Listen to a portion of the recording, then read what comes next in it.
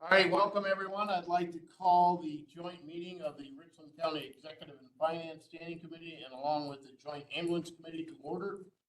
The first item of business, second item will be roll call for both committees, please. Arrow. Manning. Here. Gill. Here. Glassrunner. Here. Woodhouse. Turk. Here. Frank. Williamson. Here. Bowie. Here.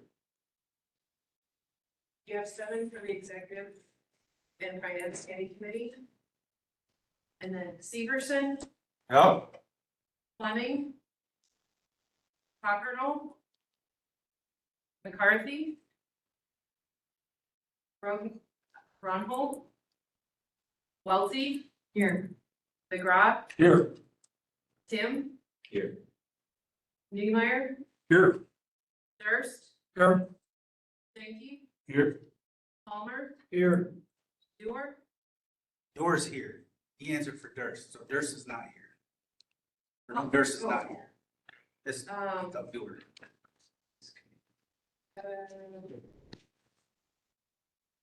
Willis, Nix, I'm here for Boaz. Point of. She's not a representative of Boaz.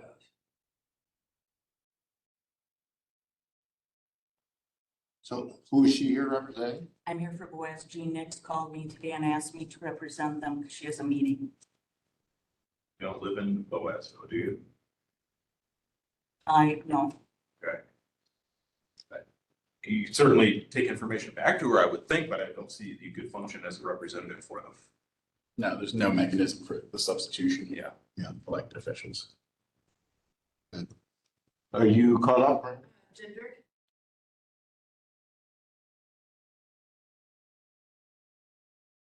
I have 8 members of the JAC here. Okay. We'll continue with the verification of open meetings law compliance. All right, agenda item of 7 items on the agenda. Looking for approval of the agenda, Mr. Manning, seconded by Williamson. All those in favor of approving the agenda as presented signify by saying aye. Aye. Anyone opposed? All right. It's the executive, so they need to approve their agenda too. Yes. Mr. McGraw. Need a motion to approve the agenda? I'll make the motion, Don. Thank Stanky. you. Second by Welty. Moved and seconded to approve the agenda. All in favor, say aye. Aye. Aye. Opposed, say nay. Nay. Motion carried.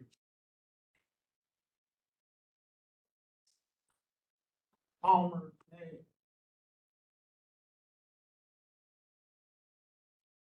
Caught up, Brenda? You're good? Yes. Okay. Public comment will be limited to any of the items on the agenda. If there's any public comment, nobody online that I see. Anybody in the gallery here with a public comment? All right. Before we move on to item number 6, I would like to go around and introduce ourselves and the areas that you represent. Starting with myself, Steve Williamson, Supervisor of District 17, Vice Chair of the County Board. Dave Turk, Chair of the County Board, Supervisor in District 13. Daniel Tim, Town Chairman for the Town of Henrietta. Gary Maddox, Supervisor for District 8 and for the Town of Dayton and Boaz. Mark Gill, District number 9. Ingrid Glassrunner, District 10. Mark Coe, District 18. Gordon Palmer, Richland Township. Shirley Welty, Dayton Township. Brian McGraw, Eagle Township. Don Stanky, Orion. Lenny Meyer, Ithaca Township. Cheryl Hill. Doug Dorr, Rockbridge. I'm Gary Severson, the Supervisor in title only for District 16. Mike Wendell, Core Council, and representing numerous municipalities represented here. And then Trish Clements, the administrator for the township. Thank you, everyone, for coming. All right, we'll go to item 6, discussion and possible action on future administration of the Richland County Ambulance Service. We'll let Mr. Dave Turk, County Board Chair, start out. We've had some discussions in the past about the relationship between the county and the ambulance service. There was an resolution passed 2014, if memory serves me correctly, that kind of created the current structure that's in place. And right in that resolution, it said it was intended to be for a year until a permanent solution could be found. Well, here coming up on 11 years later, it's still in place. The county has changed its administrative structure since that time. We now have a county administrator that we didn't have back in 2014 when that resolution was passed. And so for that and other factors, we wanted to take a look at, okay, what is the best model for the county to make sure that we're doing our part to ensure we have a sustainable and viable service to our citizens, and the ambulance service is an incredibly vital service. We want to make sure that continues on into the future. And also have an efficient administrative structure that represents them. And so that's where this push is coming from. We've been talking, internally as a county about, okay, what do we do? What's the best way to move forward? We wanted to get together with the Joint Ambulance Committee and let you know what our intentions are at this point. We don't have final answers on anything at this point, but what we're looking to do is that we will take that 11-year-old resolution, and our intent is to pursue repealing that effective end of this year. And we will replace it with a new resolution that will, give an updated structure to how the ambulance service is governed. Again, we don't have all the answers on that yet, but we wanted to give everybody a heads up that this is what's going on. Again, our overall goal is that this service is available and that when people call, the ambulance comes. And lately, that's what's been happening. Ambulance is answering all calls. Very pleased to hear that. We will continue to provide the service. It's our intent to continue the service. We don't want to shut it down. We don't want to pass it off to somebody. We want it to continue. And so we want to find the best model for ensuring that we do that.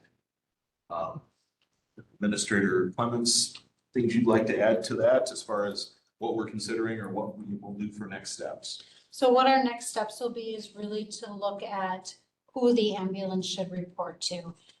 Every other department reports to one of the 5 standing committees. Ambulance does not report to one of the 5 standing committees. So we want to build ambulance into that structure.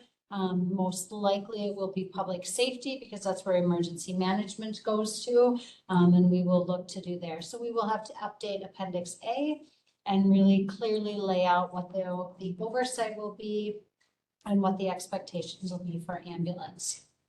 Just as every other department is. So ambulance is really kind of the one-off department that doesn't report to one of the 5 standing committees. The other thing is, we're not looking to eliminate the Joint Ambulance Committee.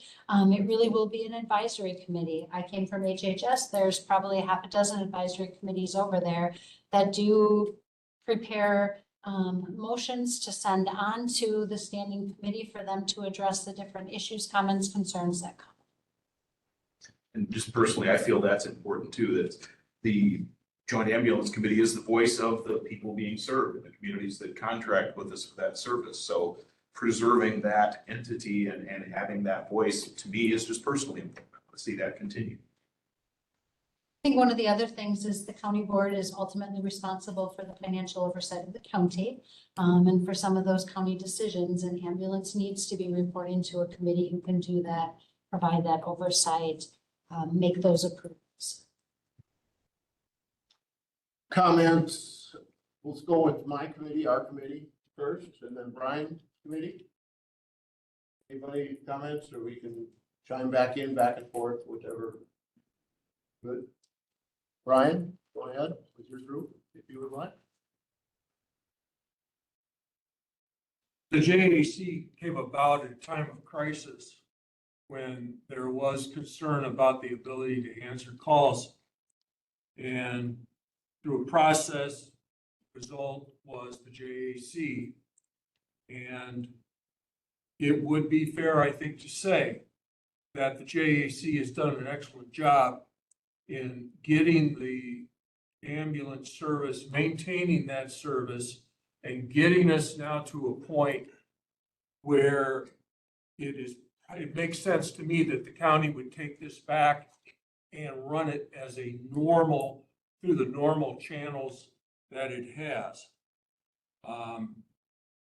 The accomplishments of the JAC are a lot, including getting out of this building and into a fine facility. We've stabilized the workforce. We have no problems at this point recruiting and retaining personnel. We're starting to compensate them at a level that they should be and that is competitive. And we could go on and on with other achievements. So it's good. Good has been done. And where this service belongs is back with the county and run like a regular county department. And so I think the process and result that you've sketched out, recognizing that is not completed, is a good idea. I also think that having some advisory function with ways to bring recommendations, motions, resolutions to bring those matters up so that there is a way to address concerns by the municipalities that are served by the ambulance is a good idea. I don't know what you're thinking in terms of the length, the number of times they meet per year and that kind of stuff. That's details that can be worked out. But I think that generally speaking, it's a good idea. Other questions or comments? Go ahead. Well, my main concern is what has been going on for about the last 9 months to the last year. That we have a memorandum of understanding with the county, which gave us oversight and administration of the ambulance service. And we haven't had that for the last 9 months to a year. We have just, when we have meetings, the director is coming in and just telling us what happened. For 10 years, we were involved in the hiring process. We haven't been for the last year. We were involved in when we spent money. We haven't been involved in that in the last year. When we wanted to spend over $10,000, we had to go to the county finance committee to get approval, which we always did. In the last year, there was a $30,000 some expense. We had no say on that. We went from years of every single month, monthly balances of about 200,000, some months 300,000 balances. Since last June, well, last April, in April, we still had 196,000 in our balance. We went from 196,000. We got a new director. Today, I understand we're minus 65,000. I know we went from June to January. We went, January, we were 20,000 negative. Every year you can look back in our finances. At the end of December, we had over $200,000. We have a spending problem. Money was spent. People were hired that we had to pay salaries to without any oversight or approval of the Joint Ambulance Committee. We weren't making those decisions. The new director was hired with no input really from the committee. And I'm going to object to that statement because your chair and vice chair were both involved in that hiring process. So there was input. You weren't involved directly, I'll grant you that. But your committee was represented in that process. but nobody reported back to us. That I don't know. Well, I'm telling you that fact. In February, we got a hiring committee that was set up. In February of 2024, May 22nd, Administrator Pesh came in and introduced our new director. I was told that people on the hiring committee didn't have a vote on that. Administrator Pesh told me that she hired the director. She also told me that she hires by her gut. That's not getting input from any. Brian, you got a comment? I mean, that is a symptom of a complaint that we've heard time and time and time again. And it is as a result of a more thorough implementation of what it is the county administrator under state law is supposed to do. You don't have to like it if you're on a committee of the county, which the JAC is, but that's the way it operates. What about a memorandum of understanding? Isn't that a legal contract? Each municipality signed that with the county, which we didn't give away that hiring process to the administrator. We had a contract. Well, I'll leave the legal part of it to you, but first of all, I don't think the agreement says that. Secondly, if the Well, agreement say- did, then still, that thing was written when there wasn't an administrator. So, No, it Now- was written, there was an administrator. In 2022, we had an administrator. but the agreement itself was just a rewrite of things that went on. It was more or less the same as when it was originally created. Don't So, you read these things? I did. That's And what I'm nobody telling was signing? you. Anyway, Mr. Wendell, comment? So the MOU allows for administration of the ambulance service by the Joint Ambulance Committee. As I've explained previously several times, administration, the definition of that word has changed with the appointment of the county administrator.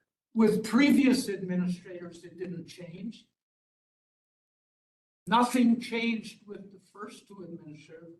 Was Well, Administrator Pesh our third Were guy? you No. involved in any hiring with the, What was that? were you involved with any hiring with the two administrators? Good. Darren Gudgeon, yes, absolutely. I No, remember in going to 22 or these 20 sessions and 22 or 23, when we had a county administrator. that was the first one. Right. And he did, So, you didn't have to hire one then. right, so it changed when we went to the full term. How can you break the contract? Well, Wendell? Me, you Breaking the guys. contract. Yeah. it's a legal conclusion that Yep. is probably incorrect. Anybody else with comments? Mr. Manning?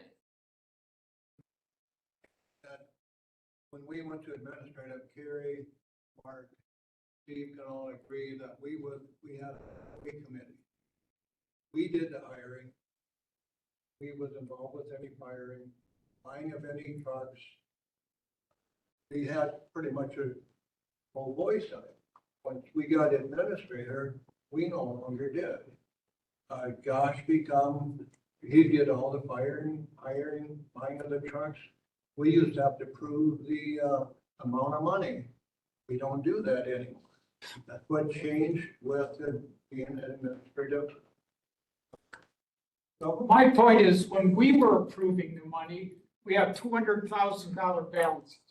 When we were no longer were approving the spending, we're $65,000 in the hole. There are And you multiple guys things wanna that take have this changed over that time besides just having an administrator or having a new director.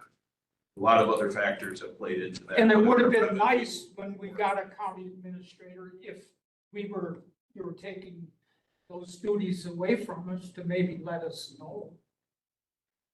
I believe it was explained, wasn't it, Mr. Well, Murphy? it was, perhaps not as thoroughly as it could have before the fact, but certainly after the fact, it's been explained multiple times thoroughly that this is a function of what an administrator does. We've already went through that here just now. It only changed with Administrator Patch. With the two previous ones, nothing had changed. Well, The finances. and I tried to address that statement by my comment when I said more thoroughly implemented by Ms. Pesh, because it's a process that you could start. To try to do it all at once is a big job, is a terribly big job. And so as I perceived it, Clint began implementing it. And then when he moved on, Ms. Pesh came in, and Ms. Pesh then continued to implement that. So it's a process. Mr. Gill. Yeah, I guess my question is kind of a bottom line question. Are calls being answered? Is service being provided to our communities, basically? And that's the important question. And that's what I would like to hear you respond to. And Brian already addressed it. And the answer is yes. And in fact, we are out the door faster than we were before, and we're arriving on scene faster than we've ever been before. I think that's what we're looking for, isn't it? Well, we have that. It sounds like it's faster now. Right. Oh, What you so just said. we're faster. That's one That's improvement I That's see. nothing to be discounted. Fast. I mean, It's it's matters how fast we are. cost us, where we go from 200,000 to 65,000 in the hole, because we're a minute faster out the door. We've heard that enough, Mr. Palmer, about the dollar and cents. Well, dollar and cents, isn't that the bottom line with stuff? You're not Are giving you all, guys gonna come up with? you're all not that? giving all the facts, Mr. Cooey. Well, What isn't there a facts? question on receiving the revenue for about a year, 9 months? There's been some questions. We've had difficulties with several billing companies. I think that aspect of it has been addressed and it's working well. There is, How much was lost though during that process? well, that's a difficult question to answer. And I would say I don't know would be a fair one. Because I don't know how much has ended up uncollectible simply because it never got timely collected. And that's my point. No, I was on the committee right from the start of it when I was in Eagle, and then I went to the county board, and I was part of it on the county board. It's done a lot of great things. The money that was there, I can see where you have a problem where some of it disappeared because of not being able to collect. I know when we did our own billing, and we went to Sakota, and Sakota did a really good job. And then it sounded like they didn't do a very good job for a year, and then it was changed again, and the next company didn't do a very good job. So I get the revenue part. You know what I mean? There's some of that's the revenue part, where the money changed. Because it did do a pretty good job of a couple $100,000 all the time.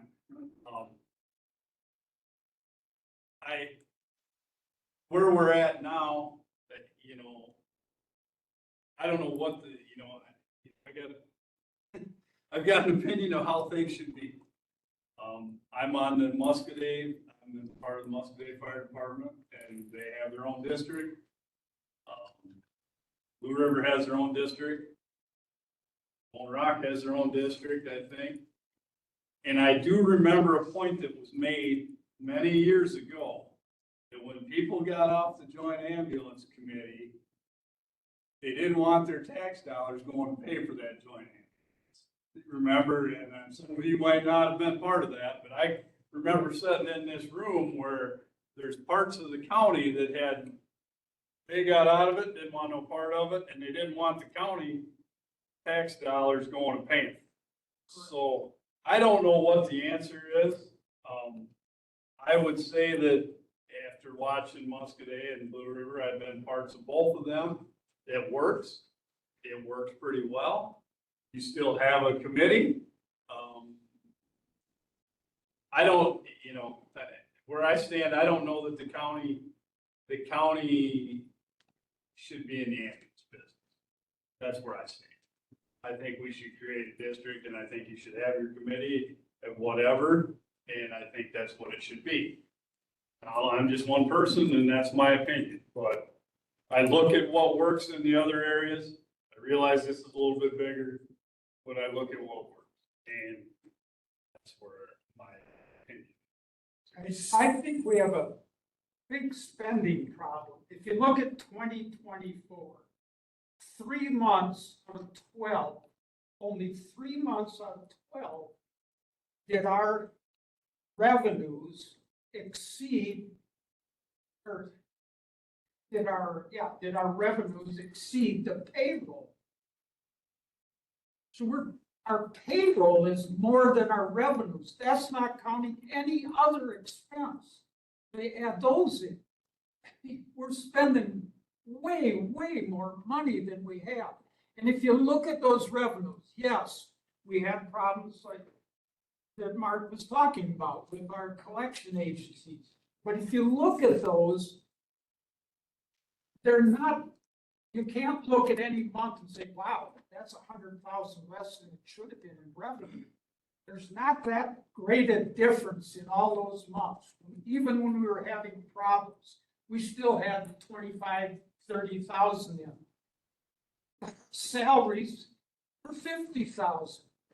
I mean, we can't just spend that money without any oversight of the committee. And that money was just being spent, and we were getting a financial report. It's already spent. We didn't have any say that, wow, hey, we shouldn't maybe hire someone. We can't afford to do it. We were talking about getting full-time EMTs, back in 2014. They gave us authorization to hire 4. We could only afford 2. And over the years, we haven't, hired 4 of them and when we couldn't afford it. We didn't buy things when we couldn't afford it. But it seems like for the last 6, 7 months, that doesn't make any difference. Other comments? Two things. One, we had excessive ambulance costs for maintenance and purchase and That repairs. is not out of the. Let him 50 speak, funds. please. Gordon, please let him speak. And so that definitely puts a dent in the residual funds. And talking to Mike, I think at the last meeting, he referred to a couple of the other surrounding districts that were gonna lose 20 plus EMTs in the next 2 or 3 years. So those districts are gonna be in a deep world of hurt too. I can't worry about that. Well, we should worry about that. Kind of. Right, because you may end up, like Mr. Cooley suggests, a countywide district. But that takes years to plan, but you gotta start somewhere. And that, Ms. Glassbrenner, go ahead.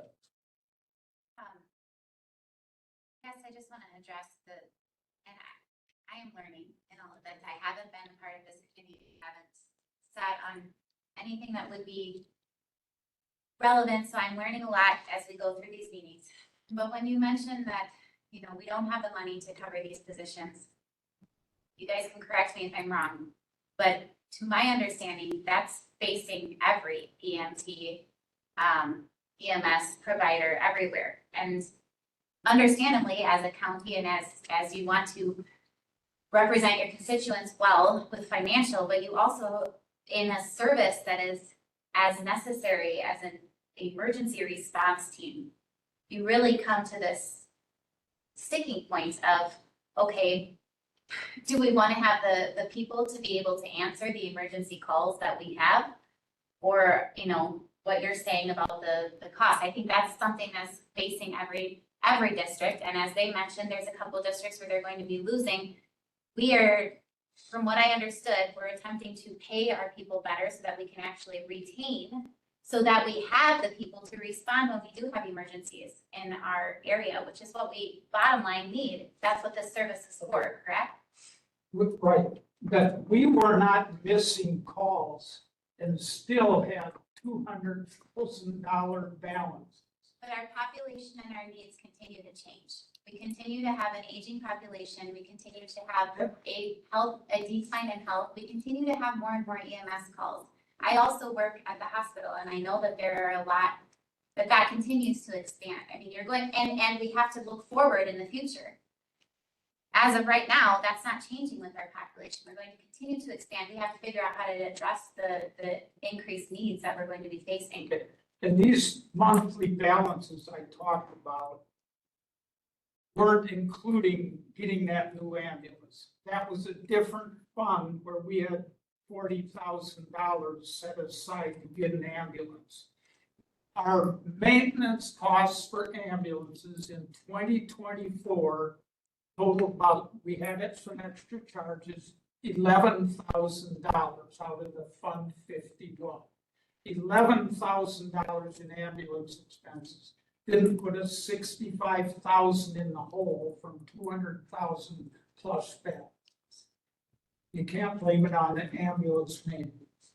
I just want to say in 2023, the new ambulance outlay fund, which is Fund 16, was $48,992.87. And currently, right now, and out of Fund 16 is $4,377.52.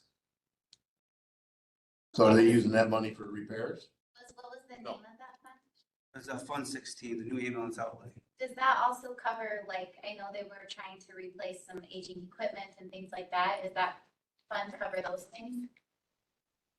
It did not. No. I don't think so. So what does it specifically cover? Just an ambulance It itself? was meant to be a fund to acquire a new rolling stock. Buy an ambulance. Not necessarily brand new to us. Mr. Gill? I guess from my understanding, the equipment is super expensive, and the training is costly, and we're talking about an unsustainable system for a lot of our communities to maintain this. And it's gonna fall back at some point probably on the county to provide this essential service. This is an essential service.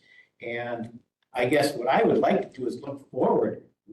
How can we plan and prepare for that future rather than quibbling about funds or whatever? What are we doing to prepare ourselves for the challenges that are in front of us? Yeah, and some of the, if you, I could address that if you please.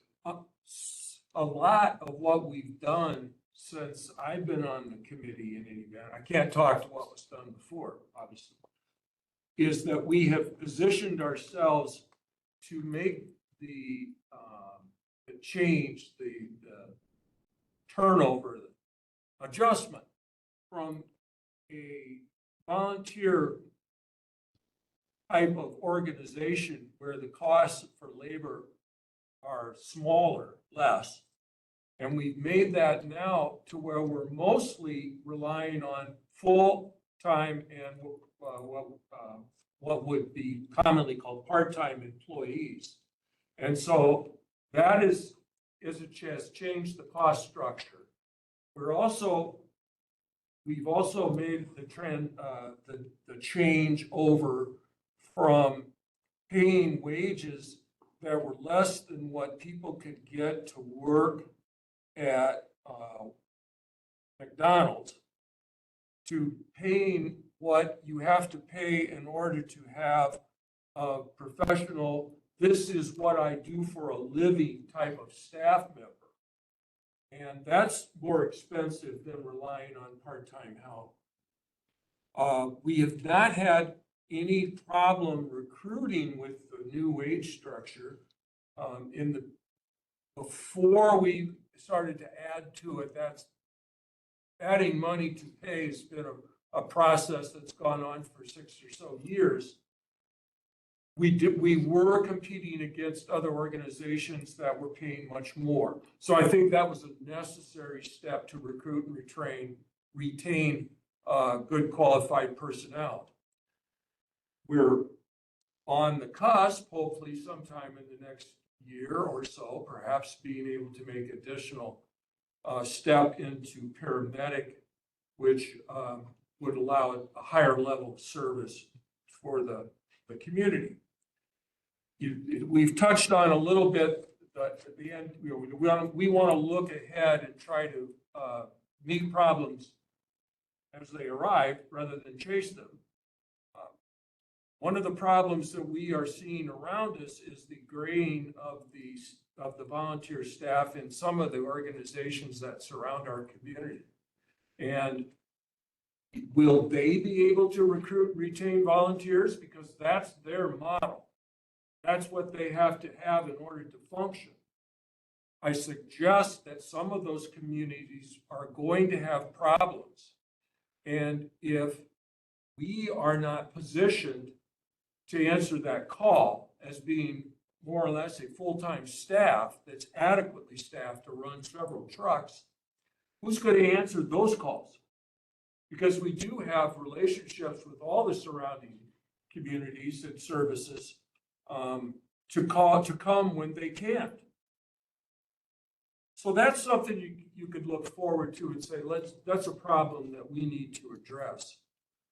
There are more imaginative ways to provide this service that we haven't even gotten into yet, that involve setting up circumstances where there are perhaps personnel stationed at various locations in a county that would allow them, or maybe even a centralized location like they are now, would allow a person to go and meet a call in another service area to help that crew fill out so they have a legal crew, or provide a higher level of service that they may have, that they may need for that particular call. We haven't even, we started to talk about that with some of the surrounding services. And there are even more imaginative things that we could do with a fully professional, fully staffed, fully adequately funded ambulance service. And I don't want to get into a whole big discussion about this, but when was the last time that somebody said that a fire department needed to generate enough money that they could pay for all their needs without a subsidy from people that are served? We don't ask that question. And we should, and that's what you need, the mindset you need to get into. Ambulance services adequately staffed, adequately paid, with professional staff that are, trained to, this is their livelihood. This is what they do. They're not necessarily going to pay their own way. This is a service that the public has to accept, that there's money going to have to be generated to pay for it. I'm off my soapbox. And this isn't a challenge unique to us either. It's if we hear other counties talking about this now, ambulance service is not a state mandated county service. But as Mark said, is it essential? Oh, absolutely, it's essential. And what entity is in a position to be able to provide that here in Richland County? Right now, it's us. So we want to see it continue, but other services are struggling with funding streams because Medicare, Medicaid reimbursement, and that's a lot of the client base out here, is woefully inadequate to pay for the actual costs of operating an ambulance service. There aren't a lot of private pay people taking ambulance rides and paying for it full freight. So that's a challenge. Counties are talking with the state right now about a couple of different things. Our legislators are looking at some of the regulatory pieces. Are there things they can do to make it easier for smaller counties to run an ambulance service like this and not bear such a burden of cost for training, regulatory compliance, whatever it is? Unfortunately, one of the solutions does not seem to be them handing us a pile of money. That would be nice, but we haven't seen that come. They're also looking at ways that The state makes a big deal about their innovation grants. They're encouraging communities to collaborate, to work together. How can you innovate? And as Brian said, deliver the service in other ways that we haven't done it yet, that could be more efficient, won't make money, won't make a profit. This is not a service that's gonna do that. Otherwise, there'd be businesses doing it all over the place, right? So, but provides that level of service to the areas that they need to serve. There are ways to explore, ways you can a county can inject funding into it. Not just from general tax levy. There may be other mechanisms available we haven't really explored yet. So we'll have to explore that and see if is that a way we need to look at going. But like Brian said, could you envision that someday maybe there is a county-wide ambulance service? Maybe it's a district that encompasses the whole county or something. We have to be open to those visions in the future because this is an essential service and the importance of it is not becoming less, it's becoming more, if anything, for the population we're serving. And just as we're talking about those, I want to give a shout out to the EMTs that are doing this work because they are an incredible bunch and have really touched a lot of lives in this community through the service they provide. So kudos to them. That's the team in that building is fantastic.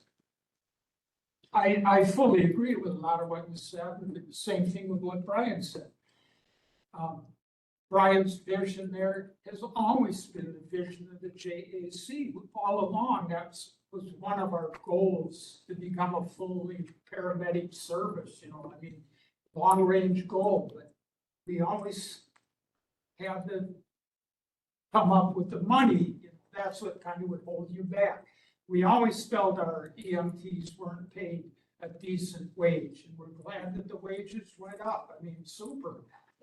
They certainly deserve it. They're dealing with lives.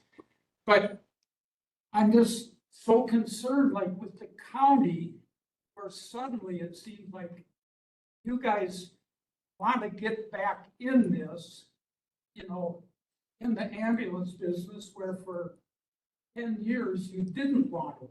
As recently as 2022, I think they told the ambulance service, I know other committees too, to come up with a business plan. And the business plan was you come up with a business plan, Joint Ambulance Committee. It's not going to cost the county any money, and it's not going to cost the municipalities any more money.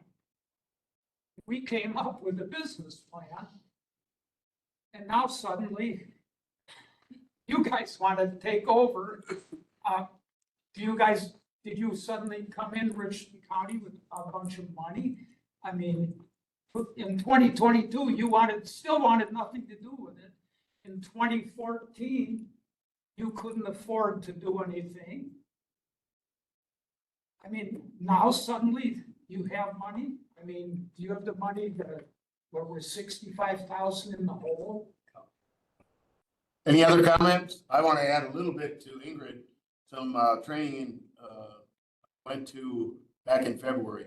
By 2040, and most of the board members have heard me tell this story, it's not a story, Wisconsin is going to need another 20,000 nurses, and we're going to be 60,000 beds short for our aging population, which Ingrid alluded to. Also, throughout the United States, 25% of all Americans are on Medicaid of some type. Here in Wisconsin, we have Badger Care. 50% of all children are on Medicaid or Badger Care. So it's not easy anywhere. It's not just a Wisconsin thing, but we do have issues that we have to try and provide. Ambulance is going to be one of them. Nurses, hospital beds, and/or nursing home beds. So there's other things that we will be addressing in the future. Hopefully we get some people that maybe come and invest some type of stuff like that within the county, but Minister Clemens and I were at a meeting recently in the Richland Hospital, and Bruce Wessler from the hospital was saying it's over 70% of their patients are Medicare or Medicaid. Yes, ambulance service has always been that. Yeah. Yep. Yeah, so it's almost 3/4, I think he said. Mr. Severson. I agree with a lot of the comments that were said here today, and I disagree with a lot of them also. Go on with Supervisor Gill, what he mentioned. In chapter 60, 565, it says ambulance service. This is a state statute. It says the town board shall contract for or operate and maintain an ambulance service. The county's, it's not the county's responsibility. It's the town's, these members that are sitting here. They have to do that. And it should be their decision whether they want to go off on their own or continue with the county or providing that service. And they have that option at the end of the year. I know, that's what I'm saying. That's what it comes down to. Yep. They have that ability to do that. And they can levy a tax, just like we levy a tax for the county. They can do the same thing. And they can, No,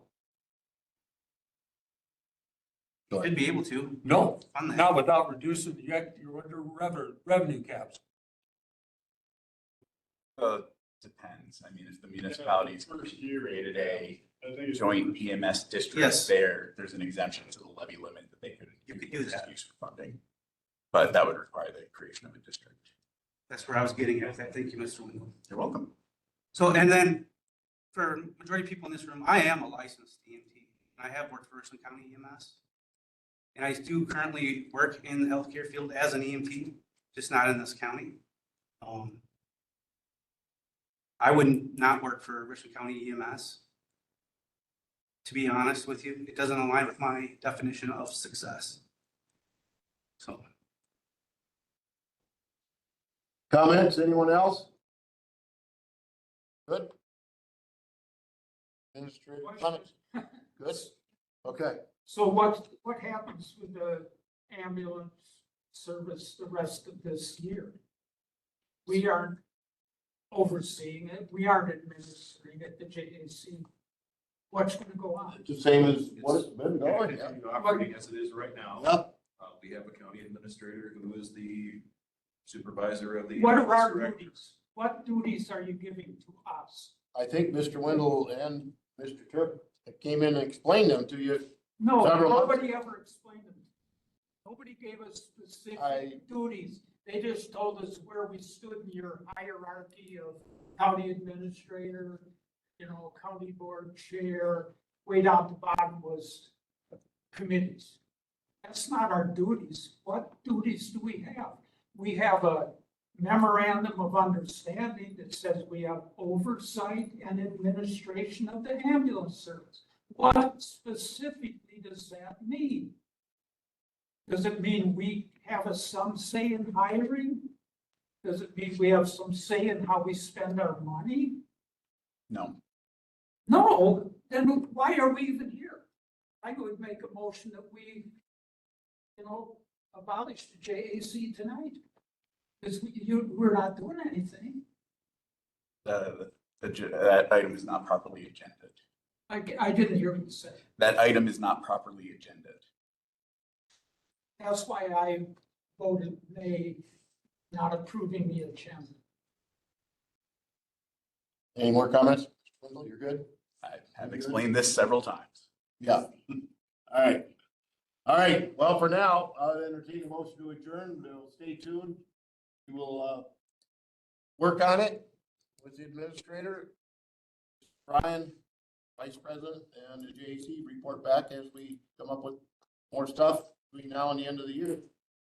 Mr. Manny makes motions, seconded by Mr. Gill. All those in favor of adjourning signify by saying aye. Aye. Anyone opposed? Okay, we are adjourned. Thank you. Motion to adjourn for the JAC. Danik and, well, all in favor, say aye. Aye. Opposed, say nay. Motion carried. Adjourned. Thanks for taking the time to be here. Thank you. Appreciate it. Yep.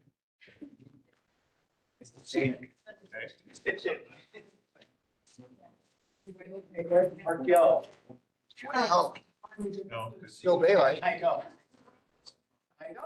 You have one, right? Yes, I do. I had one last year. 2 years ago. So I had